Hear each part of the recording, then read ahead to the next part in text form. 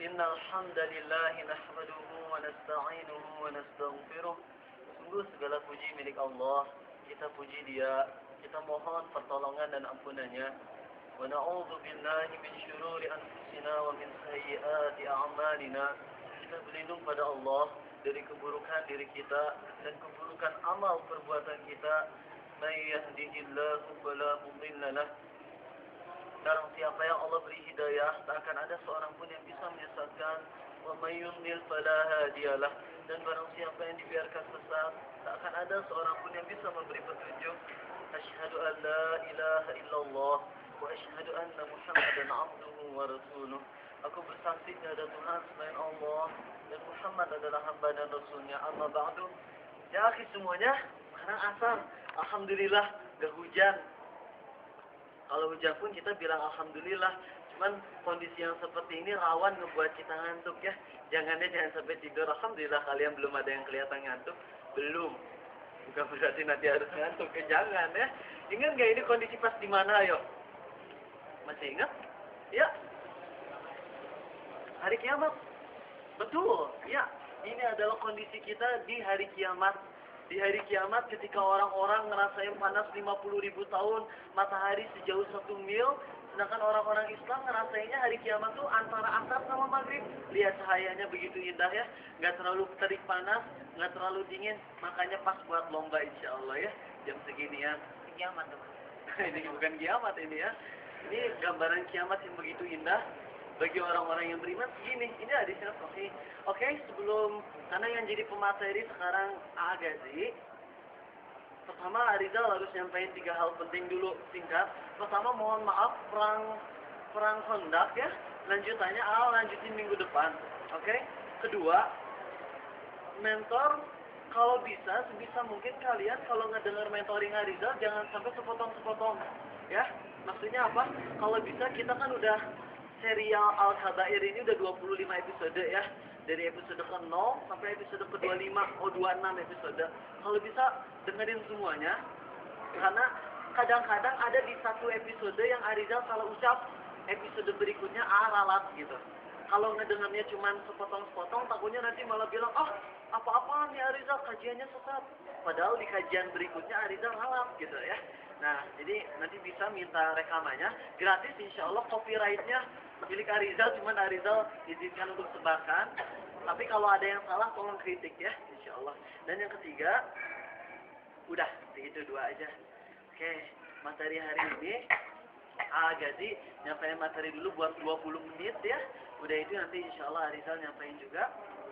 Semoga kalian bisa ngambil manfaat yang sebesar-besarnya. Terus kalian konsentrasi nanti di akhir, 4 pertanyaan akhir itu dapetinnya dari ini ya. Dari materi ini, jadi kalian jangan tidur. Oke? Kalau akhlak, mohon maaf nggak bisa ikut lomba ya. Karena ini lombanya khusus bagi laki-laki. Terlalu berat ya. Angkat barbel 12 kilo, ngangkat juga. Iya, tapi itu nanti minggu depannya ya. Ya, alhamdulillah. Mangga gak sih? Silakan ya. Direkam itu. Pegang dekat kamu jadi video suara.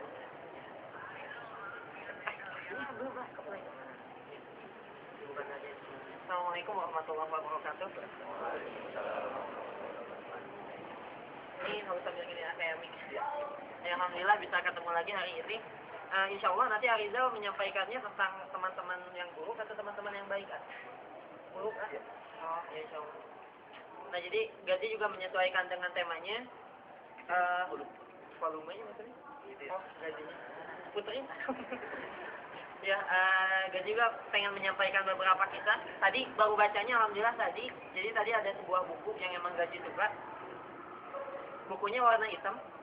Cuma ilmunya bagus gitu. Ya covernya kalian gak usah pentingin lah warna hitam warna apa gitu. Jadi ada cerita Imam Syafi'i sama ceritanya Abu Bakar dengan Umar.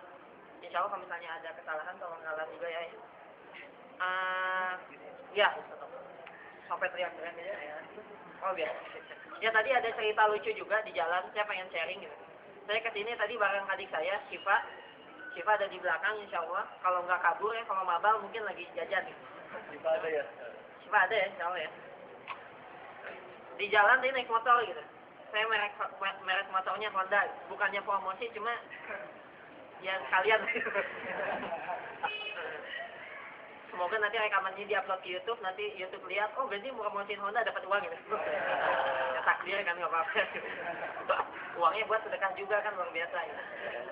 Nah tadi pas saya lagi naik motor Honda Beat gitu. Jadi sekarang kan di jalan ada area buat motor gitu ya, yang bawahnya warna merah gitu. Sekarang motor udah kayak pejabat kasih karpet merah gitu. Paling depan, saya ngomong ke Chief, kita buktikan bahwa Yamaha bukan yang paling terdepan.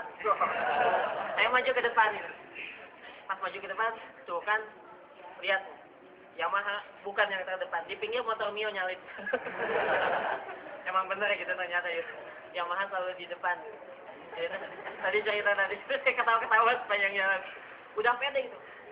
Saya yakin ya, bahwa Yamaha bukan paling terdepan. Yang paling terdepan itu adalah Mujahid Nyawa. Taunya Yamaha langsung gitu, langsung banget gitu, langsung nyalip Yamaha kedua. Ya akhirnya saya berikhtiar lagi, saya majuin dikit gitu, sampai 1 cm 2 cm di depan dikit. Yang namanya manusia harus berikhtiar betul ya. Cuma ikhtiarnya yang baik. Nah ada kisah, jadi Imam Syafi'i itu punya muridnya Imam Ahmad ibn Hanbal. Nah, muridnya Imam Ahmad ibn Hanbal. Keduanya adalah ulama yang patut kita cintai gitu ya, atas fatwa-fatwa yang benar. Kalau misalnya ada yang lemah atau misalnya ada yang segala macam, kita hormati juga. Jadi kalau misalnya ulama sama ulama, perbedaannya harus kita hormati gitu. Tapi kalau misalnya ada ulama sama ustadan gitu ya, yang tampil di TV, tampil direkam, kita ceramah tiap hari di DT terus direkam pakai kamera ginian gitu, utamakan ulama dulu gitu. Kalau perbedaan antara ulama dengan ustad, karena ustad kebanyakan juga mengeluarkan hadis tanpa ilmu yang dalam gitu. Kadang-kadang ustad mengeluarkan hadis bahwa penjual yang paling baik itu adalah penjual mentimun gitu kan. Taunya yang buat hadis penjual mentimun gitu. Yang lain bahwa yang penjual yang paling baik itu adalah penjual wortel. Yang ngebuat adalah pasti yang jualan wortel gitu. Penjual terbaik itu adalah penjual gula merah gitu. Udah berarti kesimpulannya penjual yang baik adalah penjual lotek gitu ya. Semuanya dapat gitu.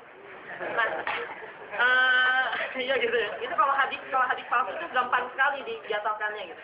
Adanya penjual lotek lah gitu. Semuanya dapat gitu. Bonteng, buncis, sambal gitu. Yang lada disobekin gitu kan. Nah itu udah dapat gitu. Nah ini ada ceritanya Imam Syafi'i dengan Imam Ahmad ibn Hanbal. Ceritanya gini, suatu saat murid-muridnya itu menegur Imam Syafi'i. Murid-muridnya juga fuqaha ya. Fuqaha itu apa? Ahli fikih murid-muridnya. Dia menegur gitu. Suatu saat Imam Syafi'i itu senang sekali berkumpul dan bersua dengan Imam Ahmad ibn Hanbal. Imam Ahmad ibn Hanbal sebagai muridnya dan Imam Syafi'i sebagai gurunya gitu. Nah, biasanya yang datang itu Imam ibn Hanbal, Ahmad ibn Hanbal ke Imam Syafi'i gitu. Tapi suatu hari Imam Syafi'i ingin mendatangi Imam Ahmad. Lalu murid-muridnya berontak, "Oh, Imam Syafi'i ini nggak bagus nih. Ini bisa menghinakan ilmu hadis Anda," gitu. Kata Imam Syafi'i gitu. Ngapain cina Anda datang ke Imam Ahmad? Yang harus datang tuh murid ke gurunya gitu. Kecuali kalau guru privat datang dibayar gitu. Nanti kita udah bayar datang ke sana ya. Nggak tahu itu hukumnya gimana ya kalau guru privat nanti ya. Oh iya. Maaf. Iya, maaf. Saya emang agak cadel aja gitu. Oh malu. Oh enggak. Nah, lalu Imam Syafi'i berkata kurang lebih kayak gini ya. Saya catat kalimat-kalimat awalnya. Semua kemuliaan ada di rumah Imam Ahmad, kata Imam Syafi'i gitu. Dengan kemuliaan, jadi kita harus mengutamakan keutamaan hadis sebagai haknya, kurang lebih kayak gitu. Jadi justru Imam Syafi'i memuliakan Imam Ahmad gitu, karena hafalan dan pendidikan dan ilmu hadisnya gitu. Jadi kalau misalnya dibandingkan, kata para ulama hadis, saya baca dari buku itu juga, bahwa Imam Ahmad itu lebih diakui hadisnya daripada Imam Syafi'i gitu, dalam hal hadis ya. Nah, dalam bukunya Imam Ahmad pernah menciptakan suatu buku gitu, dan buku itu lebih diakui para ulama daripada bukunya Imam Syafi'i gitu, untuk dalam hal hadis. Nah, cerita sebaliknya juga terjadi gitu. Imam Ahmad punya anak, namanya Shalih. Jadi Shalih ibn Ahmad. Bapaknya Robin Hood siapa? Hood. Karena Rob bin Hood. Iya kan? Rizal bin Tatang misalnya, maka bapaknya Tatang. Gazi bin Asef, aku namanya Asef. Robin Hood Bapaknya? Nah, gitu. Kayaknya kalian paham lah. Nah, nah Salih bin Ahmad itu pernah ikut majelis hadis lain. Itu majelisnya Yahya ibn Ma'in. Lalu pas habis selesai ngaji nih, habis selesai ngaji, misalnya ini ente namanya Salih ya. Kata gurunya gitu, kamu apa yang telah dilakukan bapakmu gitu. Sungguh bapakmu telah mengecewakan, telah menistakan ilmu hadisnya dan kemuliaannya. Kata gurunya kayak gitu. Ke anaknya Imam Ahmad yang namanya Salih ya. Lalu Salihnya kok gitu sih? Guru saya tiba-tiba ngomong kayak gitu enak banget gitu. Akhirnya si kesang Salih tersebut datang gitu ke Imam Ahmad. Bapak, tadi guru saya ngejekin bapak gitu. Kalau sekarang kan Pak Poyok bapak gitu ya. Ngasih tahu nama gitu. Tatang Sumarno gitu kan. Kalau zaman dulu gitu. Sungguh engkau telah menistakan katanya. Engkau telah mencela ilmu hadismu katanya. Lalu diaduin ke bapaknya. Bapak tadi guru saya ngomong kayak gitu, kenapa sih? Ternyata si guru itu ngomongnya kayak gini. Karena saya melihat Imam Syafi'i ada pada tunggangannya dan Imam Ahmad itu mengekang, jadi pegang tunggangannya Imam Syafi'i yang naik, Imam Ahmad di pinggir kendaraannya, di pinggir untanya gitu ya. Lalu Imam Ahmad megangin talinya gitu, dituntun gitu. Menurut gurunya itu parah tuh, masa guru digituin gitu. Guru besar yang ahli hadis, Imam Syafi'i mau-maunya gitu. Tega banget ke Imam Ahmad yang hafal hadisnya banyak untuk memegangin talinya. Ibaratnya saya naik motor gitu, Rizal pegangin motornya. Dorongin dong gitu. Kayaknya ibaratnya kayak gitu. Oh justru salah kata Imam Ahmad. Bilang ke guru kamu katanya. Kalau misalnya engkau pengen merasakan kemuliaan yang sama dengan apa yang dirasakan olehku gitu ya. Kemuliaan yang serupa dengan kemuliaanku kata Imam Ahmad. Datanglah kepadaku sekarang saat ini juga. Lalu peganglah kekangan Imam Syafi'i yang sebelah lagi. Kita tuntun bersama-sama. Jadi dua ulama itu saling memuliakan. Itu ulama yang saling banyak ilmunya gitu.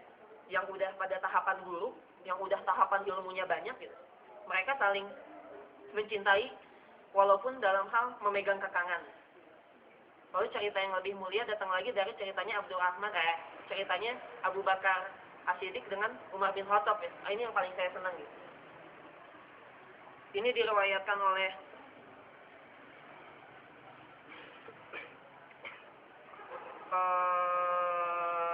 nanti aja lah. Ini ceritanya Abu Bakar As-Siddiq dengan Umar bin Khattab. Luar biasa, suatu saat di salat subuh Umar bin Khattab dan Abu Bakar selesai salat subuh gitu ya. Berjamaah kan ya di masjid. Rasulullah SAW bertanya sesuatu. Siapa yang diantara kalian yang hari ini menjalankan ibadah puasa?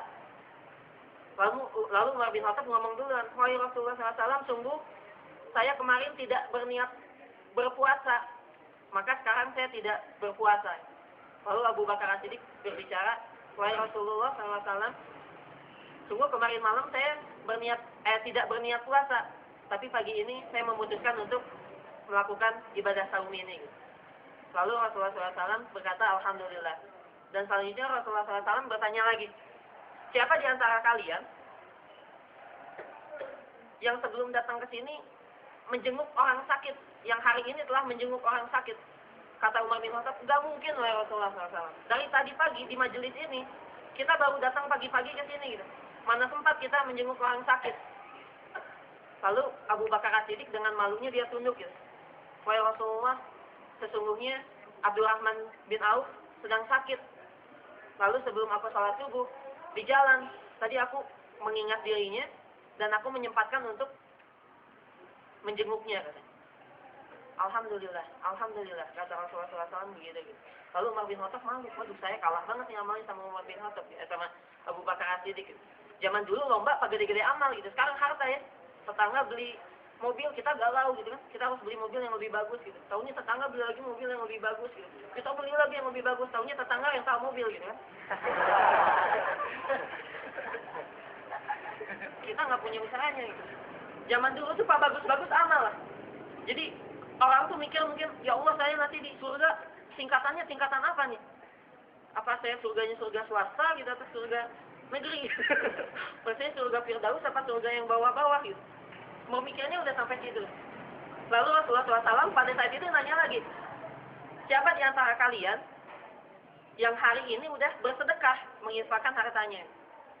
Kata Umar bin Khattab, waduh Rasulullah, gimana kita bersedekah? Dari tadi kita bersama-sama di sini. Lalu Abu Bakar saat ini bungkam.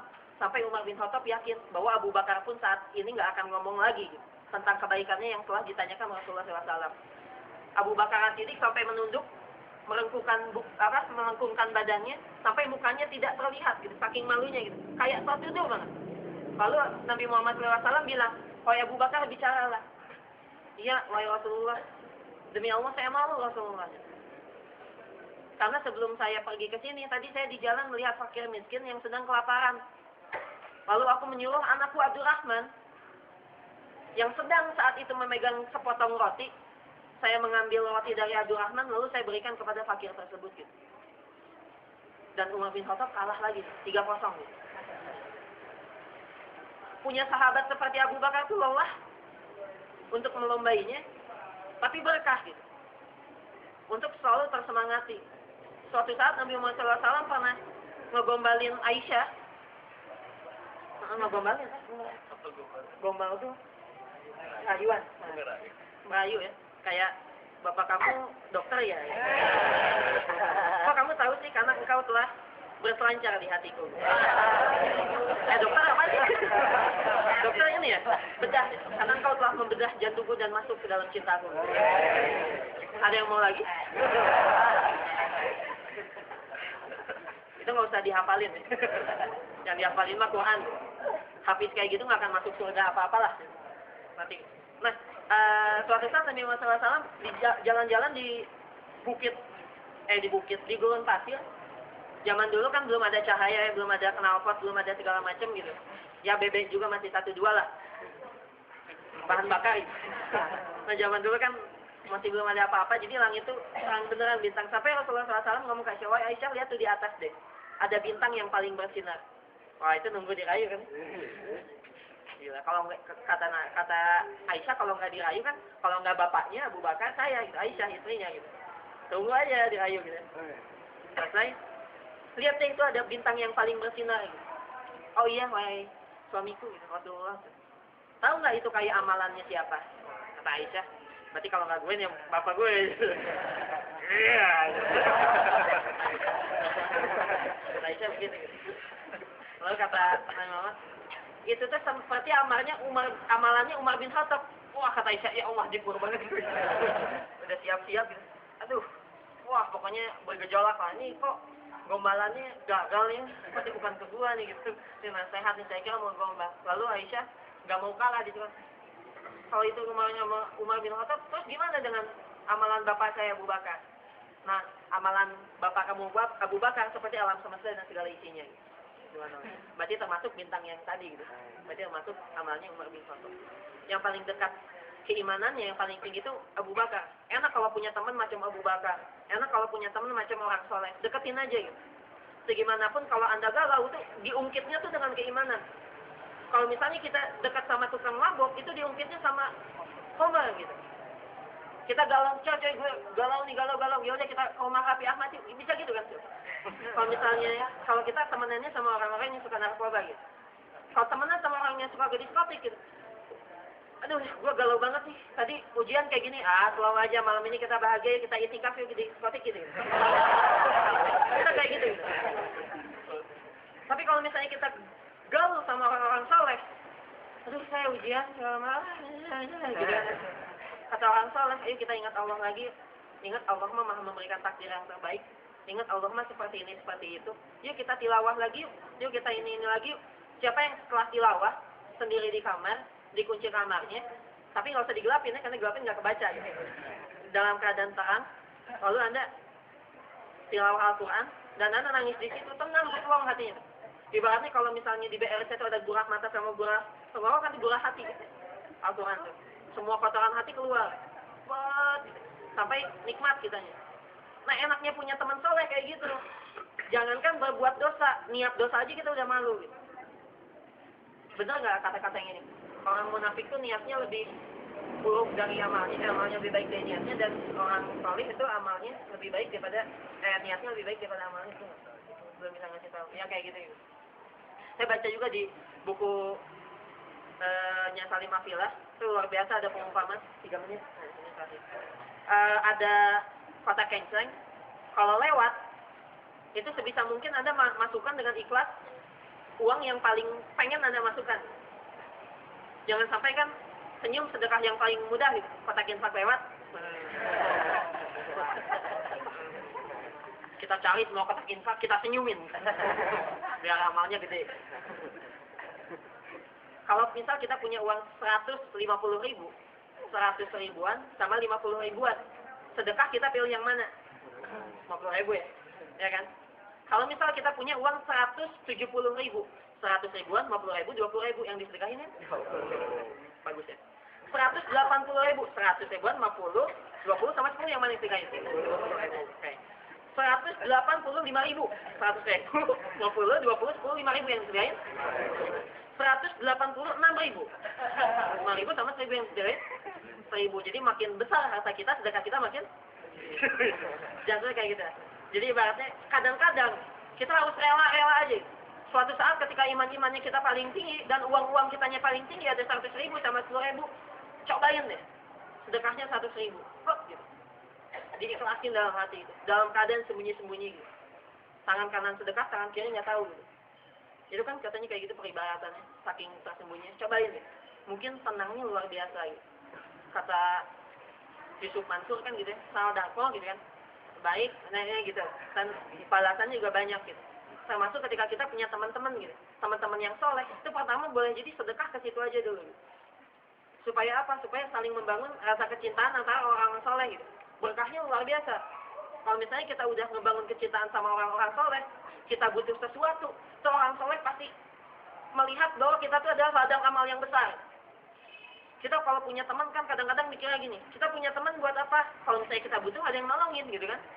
Justru salah gitu. Kita punya banyak teman buat apa? Buat kayak gini nih, biar jadi amal jariah. Kita bisa ngasih nasihat ke semua orang banyak, kita bisa berinfak. Coba kita kalau berinfak gak ada orang soleh, mana tahu kita kucing mana yang lapar mana yang enggak gitu. Ngomongnya tetap meong-meong doang gitu kan, meong ini lapar apa mau kawin gitu kan, nggak tahu kita. Tapi kalau misalnya sama orang dia lapar, beda ngomongnya. Lapar ngomongnya, aduh saya lapar ya, mau kawin bedanya lagi gitu. Kayak gitu. Makanya kalau punya teman-teman yang banyak itu tuh berarti ladang amal teman-teman yang banyak gitu. Berbahagialah apalagi kalau punya orang yang teman-temannya yang soleh.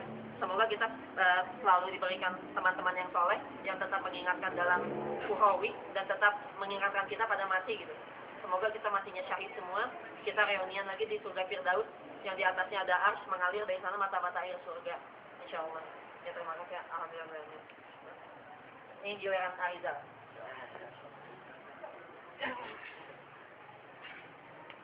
Kita soleh gak sih mak banyak. Ya mohon maaf hari itu agak berdiri. Ya sih semuanya. Kenapa materi hari ini adalah teman yang buruk? Padahal ada materi yang lebih penting daripada teman yang buruk ya, yaitu teman orang-orang kafir boleh atau enggak.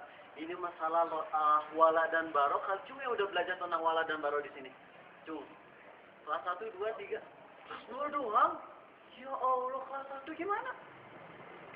Kelas 3? Kelas 3 belum belajar wala dan baro? Belum? Ya Allah, kalian gimana ini teh? 3 tahun kalian di sini belum belajar wala dan baro. Bahaya banget ya. Nah, nanti insya Allah mulai minggu depan ada pelajaran tauhid dari Arizal. Ini kalau Al-Kabair loh, materi tentang dosa besar wala dan baro ya.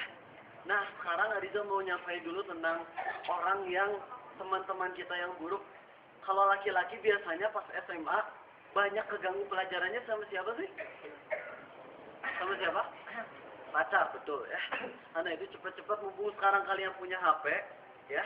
Mumpung kalian megang HP, SMS ke pacarnya kayak gini. Wahai saudaraku, udah pada tahu ya. Oh ya, anak reguler udah pada tahu ya. Wahai saudaraku, kau tahu nggak kenapa aku begitu perhatian banget sama engkau? Saya kan dia jawab, kenapa sayang? Karena. Coba bacain dulu. Belum selesai kisahnya udah ketawa duluan. Kenapa sayang? Karena dokter jiwa bilang bahwasanya orang yang punya cacat mental itu butuh perhatian khusus gitu ya.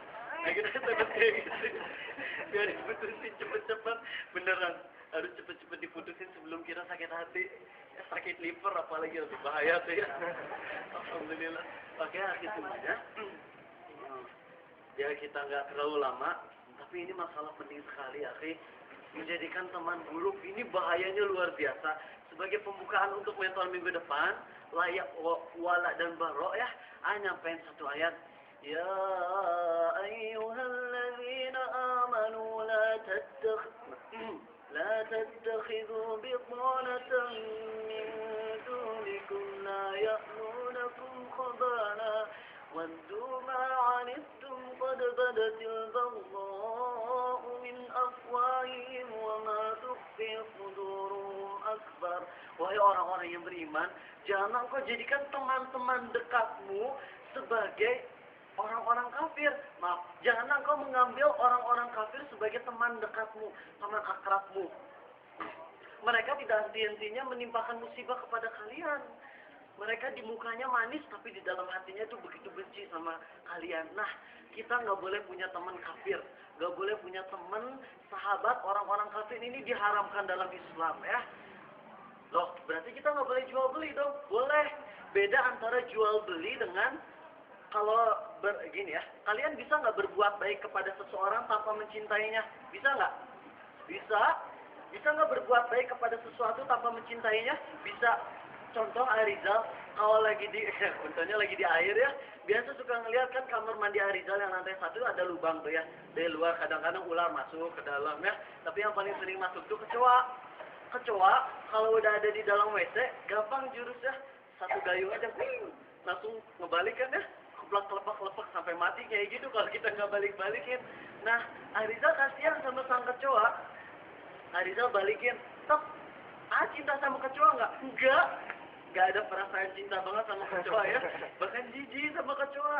Cuman Arizal balikin itu, berbuat baik kepada kecoa bukan berarti mencintai kecoa. Kalau Gazi paling benci sama cicak ya. Duh, mohon maaf Gazi dikasih tahu kelemahannya ya. Gazi ini paling benci, ini Gazi punya penyakit namanya cicak fobia ya. Cicak fobia, Gazi mohon maaf ya, nggak apa-apa ya. Dulu Gazi orangnya kurus, kayaknya sering ketemu cicak, sekarang udah montok gara-gara nggak ada cicak lagi gitu. Alhamdulillah. Emang benar ya? Masih banyak cicak di rumah ya. Oke, kita harus sama-sama berjihad membunuh cicak ya. Wow, lumayan ya. Satu cicak 100 pahala ya. Alhamdulillah. Jadi kesini ternyata dari mana? Oh ya, bisa nggak berbuat baik tanpa mencintainya? Bisa. Nah, kita ketika berbuat baik ke orang kafir, nggak boleh pakai cinta sama sekali. Kita berbuat baik sama orang kafir, di dalam hatinya teh, di dalam hati kita ada keinginan supaya mereka masuk Islam gitu ya. Boleh senyum, kayak Mama Ariza waktu di Australia, tetangga-tetangga sekeliling dikasih bala-bala tuh, ya. Padahal yang namanya orang di Australia paling anti dikasih makanan. Sama orang-orang tetangganya paling anti, mereka khawatir sama racun banget. Nah, Mama Ariza kasih bala-bala, tok good morning, terus dikasih bala-bala sambil makan di depannya. Akhirnya makan bersama, kemudian masuk ke rumah Ariza. Di rumah Ariza, Mama dan Bapak nggak cuma makan doang, sambil makan sambil didakwahi Islam gitu ya. Sampai kadang-kadang ada anaknya namanya Madison. Waktu dulu Ariza belum tahu Islam benar-benar, si Madison itu sama Arizal ditampar. Itu kalau lapor ke polisi udah Arizal masuk penjara berapa tahun di Australia. Tapi alhamdulillah semua karena karunia Allah lewat orang tua Arizal. Orang tua Arizal baik banget sama orang tua Madison. Jadi orang tua Madison nggak telepon polisi. Alhamdulillah sekarang tahu ke orang kafir itu kita harus berbuat baiknya bukan cinta, tapi sebagai rangka untuk dakwah gitu ya. Boleh berjual beli sama mereka, boleh berbuat baik, ngasih kue boleh, silakan ngasih coklat boleh, tapi bukan dalam rangka mencintai, tapi dalam rangka mendakwahi. Nah, itu nanti pembahasannya minggu depan ada 20 poin yang harus kalian tahu. Kalau enggak kita bisa masuk neraka ya. Nanti kita punya teman makan bareng, jalan-jalan bareng, tidur bareng, apalagi naudzubillah ya. Itu hati-hati, bahaya sekali. Dosa besar. Nah, sekarang dosa besar yang Arizal ingin sampaikan adalah punya teman-teman yang buruk walaupun dari golongan orang Islam. Nih, Rasulullah SAW bersabda dalam hadis derajatnya Hasan li ghairi, riwayat Abu Daud nomor 4833, Di sana Rasulullah SAW bersabda, seseorang itu berada di atas agama teman karibnya. Maka hendaklah seseorang di antara kalian melihat siapa yang jadi teman karibnya. Tuh, jadi kita sama teman-teman yang nakal, kita boleh sekedar untuk ngobrol sekali-kali ya, hey, say hello, halo, assalamualaikum, boleh. Tapi untuk jadi sahabat dekat, itu nggak boleh selain dari orang-orang soleh aja. Gak boleh kita sama teman-teman yang nakal kita bersahabat dekat. Kenapa? Sok kalian lagi makan Indomie. Pernah makan Indomie rasa sapi panggang? Pernah? Ada. Indomie banyak rasanya tuh ya, macam-macam. Soto Madura, soto Bandung, dan lain-lain. Tapi kalian kalau main sama teman-teman yang buruk, makan bareng, kalian bisa makan Indomie rasa bangkai manusia. Sambil makan mie, sambil kalian gibah. Bangkai manusia itu sama dengan makan bangkai manusia. Nah, makanya kita harus hati-hati mencari teman-teman ya. Gak boleh seenaknya aja. Ini dengerin. Kita sekedar untuk berinteraksi sama teman-teman yang buruk, boleh nggak? Boleh ya. Sekedar saya hello, assalamualaikum, atau dakwah boleh. Tapi untuk berteman dekat, hanya boleh dengan orang-orang yang soleh aja. Paham? Oke. Nah, ini ada kisah yang nyata dari seorang ulama namanya Abu Khalid. Abu Khalid cerita tentang seorang pemuda, yang pemuda ini nakal. Anggaplah si Fulan. Fulan ini nakal banget, dia jalan-jalan sama temennya naik mobil. Ya. Di Arab Saudi ada kota yang namanya Dammam. Ada yang tahu Dammam? Pernah dengar ya? Dammam. Di sana mereka setelah party-party begituan, mereka naik mobil empatan kalau nggak salah. Kemudian naik mobil, lewat jalan tol, lurus. Biasa di jalan tol ada yang nomor apa? 300 km. Dan itu tahu ya? Itu apa? Kilometer blok. Apa namanya teh? Milimeter blok ya? Apalagi. Ya itulah pokoknya penanda jalan. Mereka ngelihat 3 orang teman dari pemuda ini lihat Dammam 300 km. Tapi pemuda itu ketika ngelihat ini kisah nyata loh, kisah nyata. Ketika ngelihat pelang ini tulisannya apa? Jahanam 300 km. Terus dia bilang, itu Jahanam 300 km. Teman-temannya langsung ngakak, ketawa-ketawa. Apa Jahanam 300 meter, 300 km? Itu Dammam bro. Pokoknya diejek-ejek kayak begitulah. Tapi dia mulai hatinya, aduh, ada perasaan gak tenang gini nih. Takut. Apa ya kira-kira ya? Kemudian jalan lagi. 100 km berlalu, 200 km Dammam. Hei, itu 200 km Jahanam. Diketawain lagi, tapi sekarang udah rada-rada gele sama si pemuda yang satu ini, sama si Fulan. Apaan sih kamu? Itu Dammam bukan Jahanam. Terus mereka jalan ini, mereka bertiga di dalam mobil, udah dengerin musik, ngomong-ngomongin yang jelek, gibah dan lain-lain. Pokoknya mereka berempat naik mobil, yang satunya diem aja, ada perasaan takut. Ya Allah, iya, yang si Fulan ini orang nakal juga, anak nakal juga. Pas udah 100 km lagi, 100 km Dammam. Dia bilang 100 km Jahanam. Udah bosen kami sama kamu, udah turun aja turun. Ya udah, saya emang pengen turun, saya nggak mau ikut sama kalian lagi, kata si Fulan. Akhirnya si Fulan turun, kemudian dia biasa nyari orang gitu ya. Ini biar ada dia berbalik arah, kemudian dia ngelambain tangan supaya ada yang mau nebengin. Soalnya biasanya kalau di jalan tol kayak begitu jarang orang yang mau ditebengin deh. Takut diapain gitu. Takut kayak bajing loncat kan, penculik gitu. Nah, ini dia ngelambain tangan, datang truk nggak ditebengin, datang mobil nggak ditebengin, datang terus sampai beberapa jam kemudian dia udah ngerasa capek, langsung mulailah ada mobil yang di dalamnya ada kakek-kakek tua. Pas dilambaikan tangan mau ngebukain pintu masuk aja. Kemudian mereka berjalan menuju arah yang sebaliknya. Teman-teman yang 3 pergi ke Dammam, kalau yang satu orang ini pergi ke arah sebaliknya, balik ke Saudi Arabia. Pas lagi di jalan, kakek-kakeknya diem aja. Kan ini pemuda ini kasihan gitu, ini ada apa? Kakek-kakek baik-baik kok nggak mau ngobrol. Akhirnya pemuda ini bilang ke kakeknya, kakek, ada apa kakek? Langsung kakek ini bilang apa?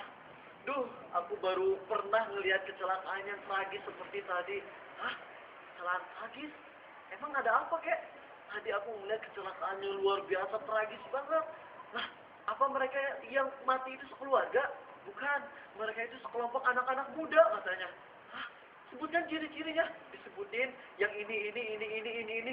Pemuda tadi yang satu tahu itu adalah temanku. Ya Allah, dia sambil istighfar inna lillah wa inna ilaihi rajiun, tapi sambil syukur juga, alhamdulillah ya Allah engkau menyelamatkan aku sejak kecelakaan itu. Pemuda ini jadi orang soleh, alhamdulillah jadi baik, dan dia meninggalkan teman-teman buruknya. Iya, karena teman-teman buruknya udah masuk ke damam ya, jalan jahanam, kita nggak tahu. Boleh jadi pas lagi di mobil sebelum ada truk mereka keburu obat duluan ya, 1 detik sebelum mati, ya Allah aku tobat dah, mungkin masuk surga gitu ya. Tapi ini sebagai pelajaran bagi orang yang satu ini, dia jadi baik, jadi soleh, subhanallah. Dan sekarang sebaliknya serem banget ini kisahnya. Kisah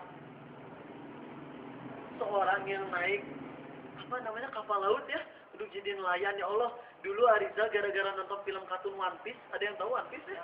One Piece ya, ingat gak sama si Sanji? Ingat ya, jagoannya pakai apa jurusnya? Kaki ya tendang. Oh, apal gitu ya. Oke, ditendang ya jurus-jurus si Sanji. Keren banget. Nah, Ariza melihat film One Piece, melihat Sanji dengan kerennya tendangan kakinya yang muter spiral gitu. Terus dia juga tukang masak ya. Ariza jadi senang sama Sanji. Akhirnya Ariza bilang ke mama, "Mah, aku ingin jadi koki." Wah, jadi koki di kapal laut mah, pengen kayak Sanji gitu ya. Terus ditanya sama guru Ariel yang di Australia, namanya Mr. Haas, orang Islam dari Libanon. "Rizal, what do you want to be when you are older?" Kamu mau jadi apa kalau udah gede? Aku ingin jadi hoki profesional Islami. Wah, keren. Naik apa nanti, gimana kerjanya? Saya pengen kerja di kapal laut, biar nanti saya bisa sambil masakin buat orang-orang, sambil saya dakwah juga. Dulu niatnya begitu, ya. Kemudian setelah tahu berbagai macam peristiwa di kapal itu, di berbagai macam peristiwa kapal ya, banyak sekali yang buruk, Arizal akhirnya nggak jadi main Harvest Moon, jadi pengen petani. Kira, aduh ya Allah, ini makanya efek dari game tuh bahaya banget ya. Tapi kalian main Resident Evil jadi pengen abri ya. Oh, ngaco udah makanya belajar jangan dari game ya. Oke. Arizal, nah ini si pemuda ini, lihat subhanallah, kalau yang naik kapal biasanya siapa sih? Nelayan kan ya. Ini sekelompok nelayan sekitar kurang lebih 20 orang. Mereka naik kapal lumayan besar, mereka nelayan, bersiar. Di dalam itu ada seorang anak muda yang soleh. Dia rajin baca Quran, dia suka azan, dia jadi imam di musola kapal. Terus dia suka ngelakuin amal-amal kebaikan sampai akhirnya dia udah naik kapal. Dan kapalnya itu pokoknya setiap ada orang yang belum sholat, diajakin sholat, ayo sholat. Sholat, dia jadi imamnya. Ada yang ngelakuin dosa diingetin, ada yang gibah diingetin, luar biasa. Nih, yang jadi pelajaran sebelum Arizal melanjutin, yang harus jadi pelajaran nih, kita sesoleh apapun kita butuh teman yang soleh, ya. Sesoleh apapun kita nggak bisa sendirian, ya. Sesoleh apapun kita nggak bisa sendirian, perlu 2, 3, atau 4 orang yang sama-sama soleh. Nah, orang yang soleh ini, pemuda ini akhirnya berlayar menuju India. Setelah sampai di pelabuhan India, mereka pada turun, tapi pemuda ini nggak mau turun, dia diam aja ngaji. Kalau ada perahu di bagian yang bocor-bocor, dia tambalin, dia ngaji, dia luangin semalaman, sehari semalam untuk istirahat di dalam kapal sambil ngebenerin kalau ada yang rusak. Tapi para nahkoda kapal, si supir kapal namanya apa? Mahkota nahkoda ya. Nahkoda ini turun ngajakin, cuman nggak pada mau. Akhirnya si nahkoda ini turun bersama sekitar 19 orangnya pada turun. Mereka biasa, yang namanya pelayar, capek di lautan, mereka turun ke darat, kemudian mereka jalan-jalan. Ada yang jalan ke pasar, ada yang beli oleh-oleh, ada yang beli anu, sampai ada salah seorang dari pegawai kapal, dari nelayan yang ada di kapal itu, dia anak nakal, termasuk orang nakal. Dia pergi ke tempat pelacuran, kemudian di sana dia zina dan macam-macam. Setelah itu dia pulang menuju ke perahu tadi. Besok harinya ya, orang-orang udah pada di dalam, kemudian bilang ke si anak yang soleh ini. Dia bilang ke anak yang soleh, "Wahai pemuda, ayolah kita main yuk ke sana." Kata pemuda ini, "Apa? Enggak mau. Kamu pasti kalau ngajak aku mau pergi ke tempat-tempat yang bahaya, yang jelek ya? Enggak, aku nggak mau ikut sama kalian. Aku nggak mau ikut sama kamu." Terus kata orang nakal ini apa coba? "Ayolah ikut. Kita nggak akan pergi ke tempat-tempat yang haram kok. Kita cuma pergi ke ngeliatin gajah, ngeliatin sirkus, jerapah, dan lain-lain. Masa sih kamu gini terus? Bosan ibadah terus." Akhirnya dia terbujuk, "Oke lah, kalau sekedar yang mubah-mubah boleh." Dia turun, Pas lagi turun dia diajak ke lereng. Gang, gang, gang. Pas sudah masuk ke gang, tiba-tiba dia ngedengar ada suara cekikikan. Dari sebuah rumah ada suara kikiki, kikiki, kikiki. Nah ini apaan itu? Pas masuk ke dalam ngeliat, langsung dia masuk, buka pintu, ngeliat ke dalam, ke kanan, ngeliat ke kiri, ke kanan, ke kiri. Nah ini dia, apa-apaan ini? Kamu bilang kamu ngajak aku ke tempat yang biasa-biasa aja. Ini tempat perzinahan, kamu bohong ke aku. Akhirnya si orang soleh ini pulang ke kapal. Tapi ingat ya, pandangan pertama itu walaupun halal, tetap itu adalah panas setan. Yang namanya panas setan beracun ya. Ini nggak tahu hadis atau apa tentang panas setan ini. Tapi yang jelas kalau kita udah kena panas setan, jelas walaupun kita udah istighfar tetap masih ada bekasnya ya. Masih ada bekasnya. Pemuda ini pertama kalinya melihat yang haram itu. Ada perempuan yang, gak usah dibayangin ya, perempuan yang begitu, yang miskin banget, gak punya baju ya. Nah ini, aku ketawanya pada telat ini. Oke, akhirnya dia pulang ke kapal, dan di kapal dia istighfar, minta ampun ke Allah, tapi udah runyem di otaknya, aduh ya Allah. Dia istighfar tapi langsung di hatinya, aduh pingin ke sana. Astagfirullah, pingin ke sana. Keesokan harinya, orang-orang udah pada ngumpul di kapal, udah mau pergi, berlayar kembali ke pulang kampung. Si pemuda ini subuh-subuh, sesudah sholat subuh, dia yang paling pertama lari keluar. Habis ngimamin sholat subuh, dia langsung pergi keluar, jalan-jalan ke pasar, ke sini, terus dia masuk ke tempat yang tadi, kemudian terjadilah apa yang tidak seharusnya terjadi. Nahkoda kapal bersama 18 orang lagi udah mau pergi. Loh, di mana muadzin kita? Di mana orang soleh kita? Di mana penasihat kita? Gak ada. Akhirnya mereka disebar. Karena nahkodanya ini, nahkoda yang udah ketularan soleh sedikit, dia akhirnya bilang, cari. Akhirnya semua pada nyari, tapi si yang orang yang nakal tadi ya, dia mah diam aja, kan dia tahu di mana sebenarnya. Aku tahu di mana dia. Dia lagi di tempat pelacuran. Si nahkodanya bilang ke orang nakal ini, celaka kamu yang ngajarin dia ke tempat pelacuran ya. Ya ini dia nggak punya alasan apa-apa, dia ngaku, cari dia, suruh dia pulang. Hanya disuruh mereka bareng-bareng ke tempat pelacuran. Ada pemuda itu ditarik nggak mau pulang, gerak. Udah nempel di sana nggak pengen keluar, disuruh pulang nggak mau. Akhirnya terpaksa ditarik sampai masuk ke kapal. Setelah di kapal apa? Dia seharian nangis.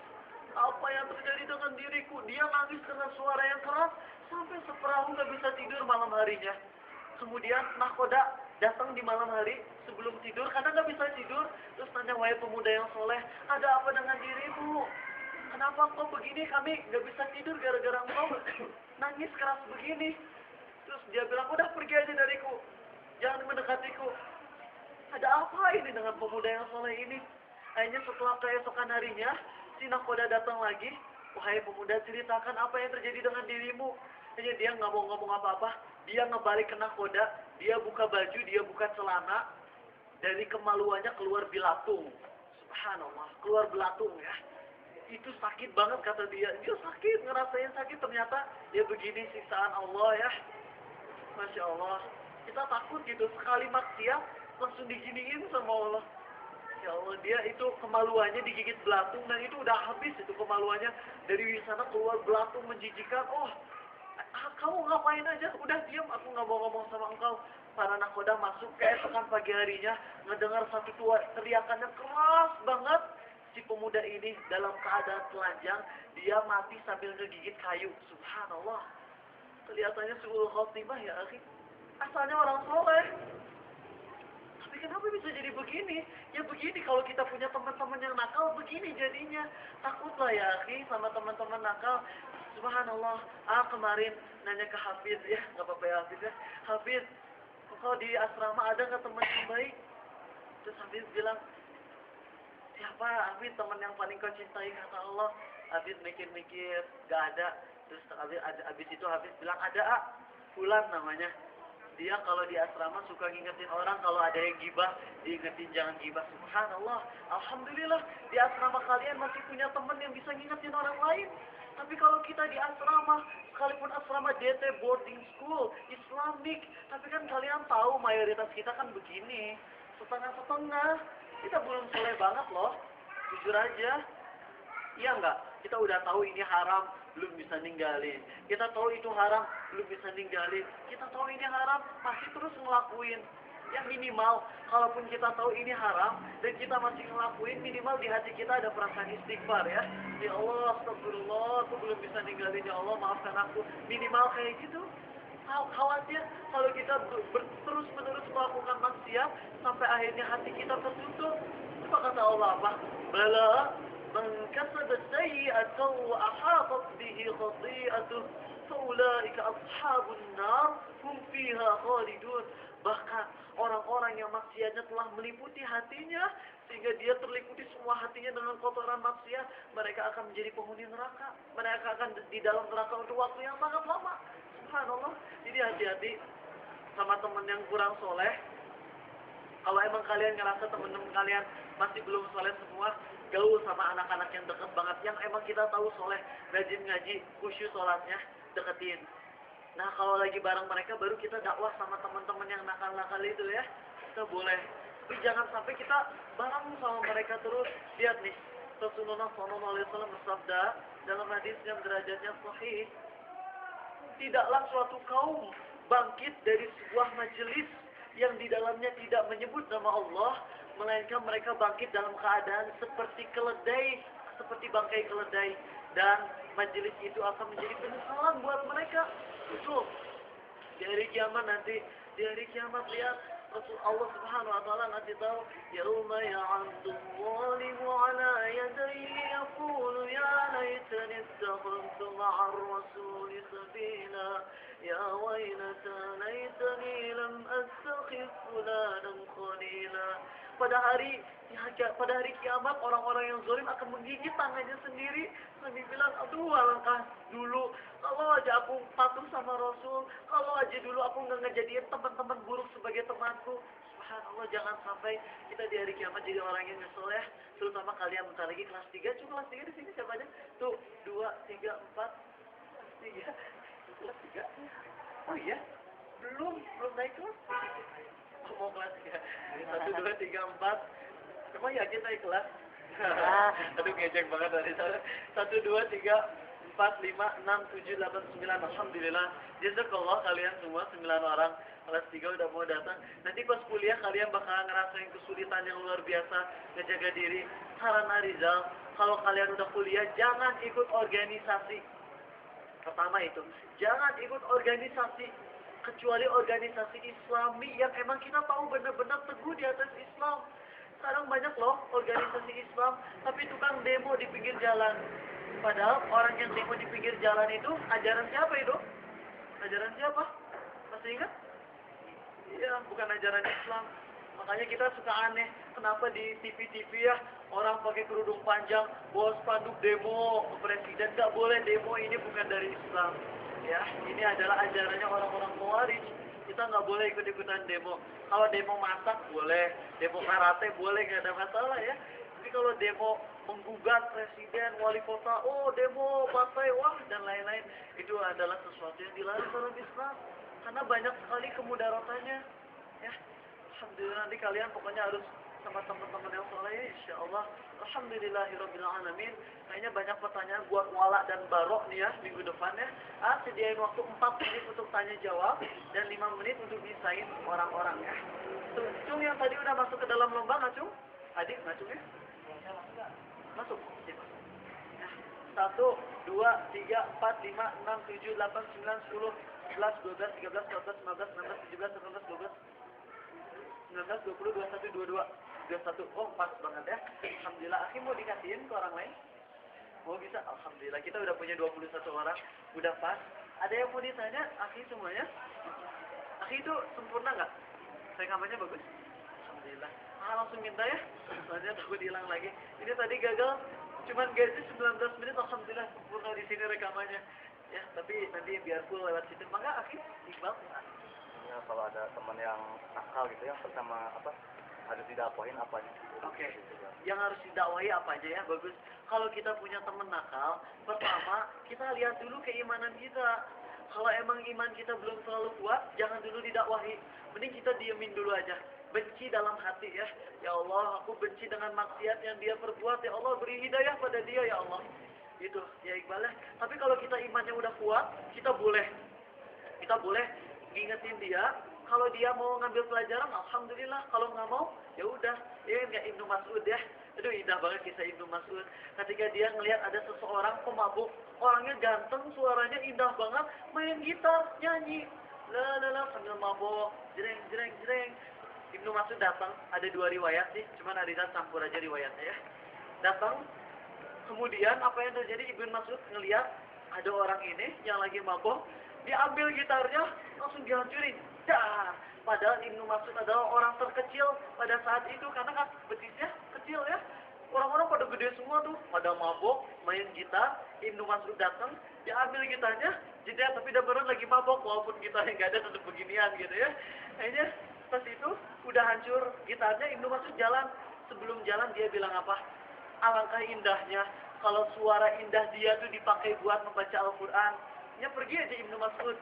Langsung si orang yang mabuk ini pas nyadar gitarnya udah nggak ada di tangan, dia bilang, loh itu siapa? Ngomong apa dia?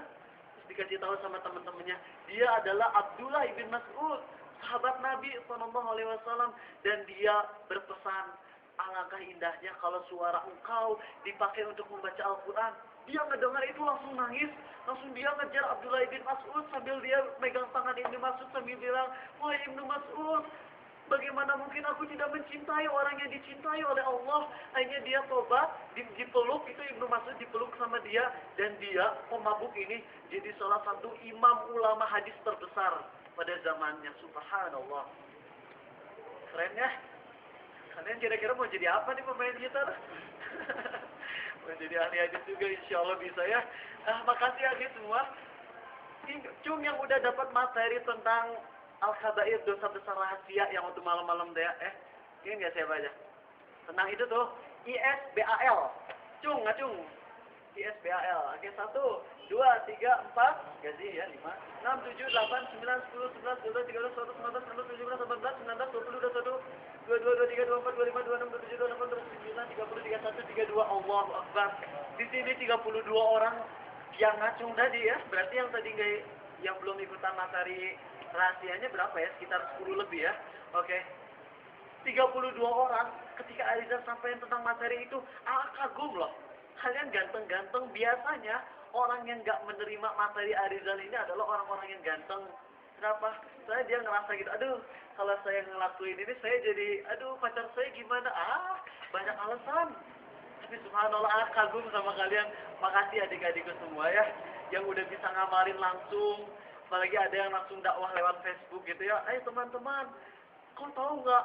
Aku punya materi baru loh tentang titik-titik. Simple tapi ternyata membahayakan. Waduh, subhanallah. Kagumlah kalian 30 orang langsung ngamalin gitu ya. Walaupun ustadz-ustadz pada bilangnya boleh. Ariza udah ngasih tahu dalilnya sampai 14 hadis tuh ya. Dan kalian langsung percaya, subhanallah. Tetap teguh pendirian ya. Insya Allah, gak usah takut. Kalian tetap ganteng kok. Bahkan lebih ganteng. Kalau dengan pakaian yang seperti itu, nantinya lebih suci dari najis ya. Insya Allah, nggak akan ada masalah. Oke, masih 5 menit lagi. Karena nggak, masih ada yang mau nanya? Ya, boleh. Isan, pertanyaan terakhir. Oh, mungkin dari Afan ada yang mau nge-SMS, boleh. Silakan. Tapi kalau kalau mau pertanyaan tentang berteman dengan orang kafir, nanti bisa di pending minggu depannya, insya Allah. Wala dan barok. Ya. Iya, aduh bagus. Ukuran teman yang buruk dan baik itu ada 5 oleh para ulama ya. Teman yang baik itu, jadi tinggal dibalik ya. Teman yang patut kita temani jadi sahabat itu pertama orang yang cerdas. Saya ranking 40, saya orang bodoh jadi gak boleh jadi temen dong. Bukan ya. Maksud jadi, apa sih maksud orang cerdas? Tahu nggak? Kata Nabi SAW, apa itu cerdas? Ingat mati dan mempersiapkan buat hari kiamat. Itu orang cerdas. Sekarang ada yang IQ-nya kayak Shinchan tuh 60 ya, Shinchan tuh IQ-nya. Idiot emang ya. Biarinlah. Kartun ini nggak apa-apa ya. Iya, si Shinchan tuh idiot. Ngajarin keidiotan ya. Subhanallah. Nah, kalau misalnya orang seidiot Shinchan tapi soleh, selalu ingat sama akhirat, itu termasuk orang yang cerdas di mata Allah ya. Pertama, orang yang harus jadi teman dekat kita hanyalah orang yang punya 5 karakteristik ini. Kalau misalnya salah satu dari 5 ini nggak ada, maka kita harus berusaha dakwahi dia. Pertama, cerdas. Oke, pertama cerdas. Kedua, dia teguh dalam sunnah, dia nggak ngelakuin kebid'ahan. Ya, kedua itu. Ketiga, dia tidak melakukan dosa besar secara terang-terangan. Ya, kalaupun kita ngelihat dia gibah, misalnya dosa besar nggak gibah? Besar sekali. Gibah itu dosanya sama dengan 72 kali lipat zina sama ibu kandung ya. Hadisnya sahih riwayat Tabrani bahwasanya riba itu punya 72 pintu. Pintu terendahnya sama dengan menzinai ibu kandung. Pintu ke-72 yang tertinggi adalah semisal orang menggibahi saudaranya ya. Jadi gibah itu 72 kali lipat zina sama ibu kandung tuh dosanya. Sahih riwayat Tabrani. Nah, kalau kita punya teman soleh dia gibah, langsung setelah gibah dia langsung tobat, langsung minta maaf ke orang yang dia gibahi, itu masih termasuk orang soleh. Ya, boleh kita temenan dengan dia. Orang keempat, 3 itu kan pertama dia cerdas, kedua dia tidak melakukan kebid'ahan, ketiga dia tidak melakukan dosa besar, tidak fasik, keempat dan kelimanya isin. Lupa teh apa bahasa Sundanya? Hilaf. Oh hilaf. Oh isin mah malu ya. Aduh bener ya. Cuma Arizal teh bingung bahasa Sunda teh ada poho, ada hilaf, macem-macem nggak tahu yang kasar yang mana yang halus ya. Udah lupa aja ya, forget. Oke, alhamdulillahirabbil alamin. Itu baru 3 karakteristiknya, 2 laginya Arizal lupa ya isane. Cuman sekarang OA ternyata semua siswa SMK boarding school nggak ada yang punya 3-3-nya. Jadi kita kelompok KKN, kelompok-kelompok nakal ya, luar biasa. Ya udah, karena itu kita sama-sama membangun persaudaraan yang soleh dan solehah. Nggak ada solehah ya, belum. Alah, tahun depan ya. Pertama, cerdas. Kedua, dia jauh dari bid'ah. Ketiga, dia jauh dari dosa-dosa besar ya. Nah ini tahun depan tolong ya, kalau nanti ada akhwat itu, dia kasih tahu rahasianya nih ya. Akhwat, ini anak-anak SMP jadi saksi 8 mata. Subhanallah. Perempuan, anak-anak SMP perempuan, mereka tuh padahal belum pernah dialog sama laki-laki ya, tapi tiba-tiba punya nomor laki-laki yang dia cintai gitu. Gimana? Itu luar biasa. Punya teknik apa ya, shadow beast gitu. Shadow beast. Dia punya suatu mereka punya teknik untuk mendapatkan nomor HP pacarnya gitu. Nah makanya kalian kaget tiba-tiba langsung, hey assalamualaikum, boleh kenalan nggak? Luar biasa. Udah tadi masih hafal SMS saya? Jadi kita pura-pura. Kali lagi nih ya, biar kalian hafal. Nggak apa-apa sih nggak usah jadi hafiz, tapi minimal kalian boleh sama dengan Arizal. Ini nggak ada hak ciptanya ya, boleh dirubah-rubah. Wahai saudaraku, keakwat nih ya. Wahai saudaraku, kau tahu nggak kenapa aku begitu perhatian denganmu?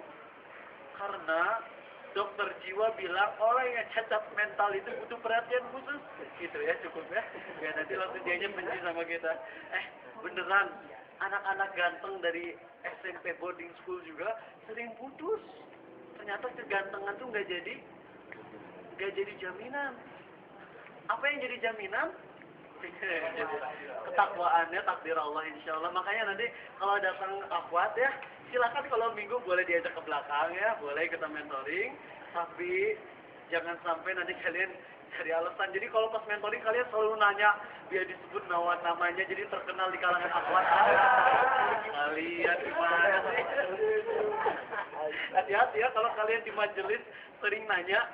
Boleh nanya, nggak apa-apa kalau emang perlu. Tapi kalau nanyanya ingin terkenal di majelisnya, kadang-kadang nanti ustaznya bilang dipromosiin gitu. Akhwat ada yang mau? Jangan, hati-hati ya. Oke. Ya, jadi nanti jaga diri. Karena akhwat sekarang tuh lebih agresif daripada ikhwannya. Kalau dulu laki-laki ngeliat perempuan, kayak gitu ya. Kalau sekarang akhwat ngeliat ikhwan, itu luar biasa gitu ya. Sampai teriak-teriak histeris, pengalaman soalnya ya. Luar biasa itu. Apa? Oh enggak, histerisnya nggak tahu, kayak ada bintang apa gitu lah, kayak ada bintang film aja gitu ya. Lagi jalan teh, teriak-teriak, ya Allah, nauzubillahi min dzalik. Ya, kita mau nggak mau punya yang kayak begituan ya. Kita kita mah hanya mau nikah dengan wanita-wanita soleha. Tapi masalahnya kita nggak soleh gitu ya, ini jadi masalah besar nih. Alhamdulillah, aduh, ayo 8 menit silakan kalian setelah tutup. Yang tadi 21 orang silakan pergi, mau telanjang kaki boleh, mau pakai sepatu boleh, pakai sendal boleh. Hari semua pakainya beginian aja ya. Kita lomba pertama. Untuk lomba kesatunya aja, juara pertama 50.000, juara 2 es krim Magnum, juara keocot ke-21 dapat es krim pedal pop ya. Ini biar jadi ujian, pas sudah pada capek, tenang, yang juara terakhir masih dapat es krim kok. Juara-juara yang di tengah-tengahnya gak dapat apa-apa. Alah, tenang, udah ada kuenya insya Allah, alhamdulillah. Dapat dari Mujahid, nanti kita bisa makan bareng ya. Yang mau ngelihatnya juga boleh kok insya Allah nanti. Oh ya, gitu aja ya. Subhanakallah. Ingat minggu depan wala dan barok ya. Ini materi penting dalam tauhid. Kalian belajar tauhid tidur wae. Jadi Ariza mau nyampein ini ke kalian ya, insya Allah. Kelas 3 apalagi nih? Udah kelas 3 belum tahu wala dan barok. Aduh, luar biasa. Kalian tuh kalau pas lagi pelajaran ngapain aja? Tidur. Aduh, nggak apa-apa. Ariza nggak mau ngejek kalian ya. Jadi semoga kalian diberi semangat minggu depan. Ajakin semuanya, saudara-saudara boleh, silakan. Nanti kalau aku ngajak teman saudara Afan bisa di belakangnya insyaallah. Subhanakallahumma wa bihamdik, maaf engkau ya Allah, dan segala puji bagimu. Asyhadu an la ilaha illa anta, aku bersaksi tiada Tuhan selain Engkau. Astaghfiruka wa atubu ilaik. Aku mohon ampunan padamu. Aku tobat padamu. Oke, guys, semua di sini ada sekitar 40-50 orang ikhwanya yang belum dapat materi Al-Khabair khusus. Itu Al-Khabair episode ke-25, bisa minta di HP Arizal ya. Itu nggak bisa nyampein di depan umum. Kalau akhwat insya Allah aman, soalnya nggak ada akhwat yang ngelakuin dosa 25 ini insya Allah. Jadi ini mah hanya just for men gitu ya. Insya Allah. Assalamualaikum warahmatullahi wabarakatuh.